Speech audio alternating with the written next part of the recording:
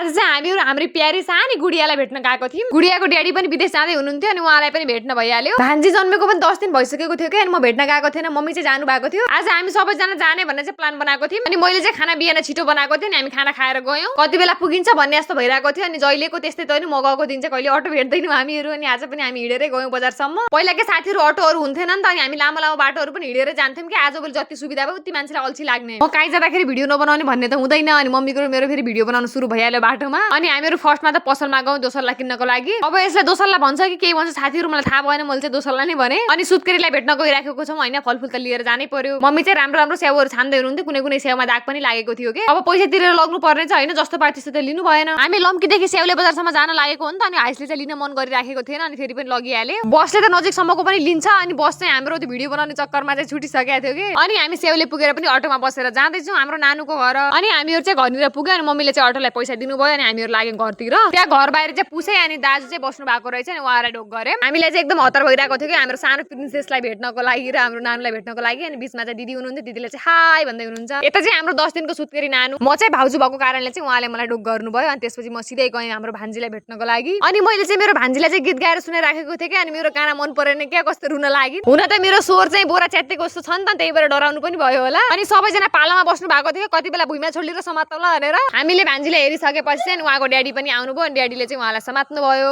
उहाँको जाने टाइम पनि भइसकेको थियो। उहाँको फ्लाइट चाहिँ 6 तारिक छ तर छिटै बोलाएको हुनाले चाहिँ आज चाहिँ घरबाट बिदाई गर्नुभयो। टीका चाहिँ किन नलगाएको भन्ने चाहिँ लागिराखेको होला, घरमा चाहिँ जुठो परेको रहेछ त्यही भएर चाहिँ टीका बनाउनु भएन। अनि चाहिँ घरबाट हामीहरु स्याउले बजारसम्म आयौं। स्याउले बजारबाट चाहिँ बस चढ्नु पर्छ नि त काठमाडौँको लागि। अनि हामीहरु पनि सँगसँगै आएको थियौं, त्यहाँबाट हामीहरु पनि लम्की आउने भनेर। एक आधा घण्टा कुरिसकेपछि त है मौसम कस्तो चेन्ज भएको के, घाम लागिराखेको थियो पहिला त हैन, कस्तो पानी परेको के बीचमा। मलाई कि मेरो नानुलाई देखेर कस्तो माया लागिरहेको थियो, बिचारा 10 दिनको सुत्केरी है बजारसम्म चाहिँ सँगै आउनु भएको थियो के। अब भेट हुने भनेको 3-4 वर्ष पछि होला अनि त्यही भएर कसैले पनि नाइ भन्नु भएन, सँगै लिएर आउनु भयो। जति पढी लेखे पनि के लास्टमा जानुपर्ने विदेश नै रहेछ। मौसम पनि त्यस्तै खराब भइराखेको थियो कि हावाहुरी चलिराखेको थियो, त्यही भएर पनि गाडीवालाले चाहिँ हतार हतार गरिराखेको थियो कि अनि भाइ चाहिँ गाडीमा चढ्नु भयो अनि हामीहरु पनि त्यही गाडीमा चढेको लम्कीसम्मको लागि। पछाडी गाडी त खाली नै थियो हैन, लम्कीसम्मको लागि मात्रै त हो, 5 मिनेट जति हो भनेर हामी अगाडि नै इमिराखेको थियौं के। गाडी चल्ने बेला के साथीहरु म कस्तो लडेको के, छोरी मेरो हातमा थियो हैन, मलाई पछि कस्तो हाँसो लागिरहेको थियो। अनि ठ्याक्क हामी लम्कीनिर झरेको थियौं अनि अंकल आन्टी पनि आउनु भयो र उहाँले पनि एकचोटी भेट्नु भयो भाइलाई। अनि मम्मी चाहिँ रुन लाग्नु भयो भाइलाई गएको देखेर। अब नराम्रो त लागिहाल्छ नि त अनि हामीहरुलाई पनि कस्तो नराम्रो लागिरहेको थियो।